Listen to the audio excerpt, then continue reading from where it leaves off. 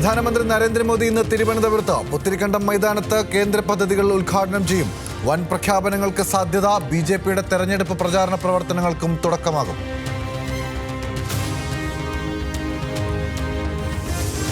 നിയമസഭാ തെരഞ്ഞെടുപ്പ് ഒരുക്കങ്ങൾ ചർച്ച ചെയ്യാൻ കോൺഗ്രസിന്റെ നിർണായക യോഗം ഇന്ന് ഡൽഹിയിൽ.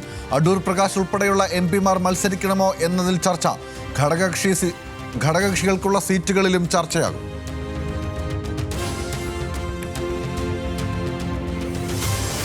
CPIM സംസ്ഥാന നേതൃയോഗങ്ങൾക്ക് ഇന്ന് തുടക്കം. ഇന്ന് സെക്രട്ടേറിയറ്റും നാളെ സംസ്ഥാന കമ്മിറ്റി യോഗവും ചേരും.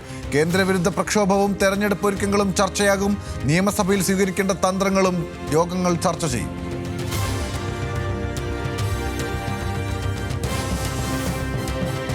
ശബരിമല സ്വർണ്ണക്കൊള്ളക്കേസിൽ മുരാരി ബാബുവിന്റെ ജാമ്യ ഹർജിയിൽ കൊല്ലം വിജിലൻസ് കോടതി ഇന്ന് വിധി പറയും.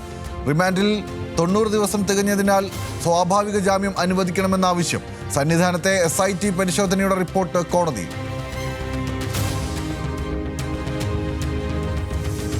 റഷ്യ യുക്രൈൻ സമാധാന ചർച്ച ഇന്നും നാളെയും UAE-യിൽ. ആദ്യ ത്രിരാഷ്ട്ര ചർച്ചയിൽ പങ്കെടുക്കുന്നത് ഉദ്യോഗസ്ഥർ.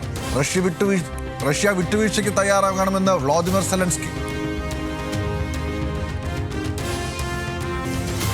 ഓസ്ട്രേലിയൻ ഓപ്പൺ ടെന്നീസിൽ 4ാം റൗണ്ട് ലക്ഷ്യമിട്ട് കാർലോസ് അൽക്കറാസ്.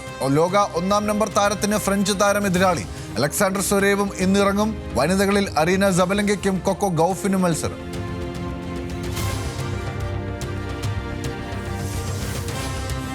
രഞ്ജി ട്രോഫിയിൽ കേരളത്തിനെതിരെ ചണ്ഡീഗഡ് ശക്തമായ നിലയിൽ. 3 റൺസ് ലീഡുമായി 2ാം ദിനം ബാറ്റിംഗ് തുടങ്ങും.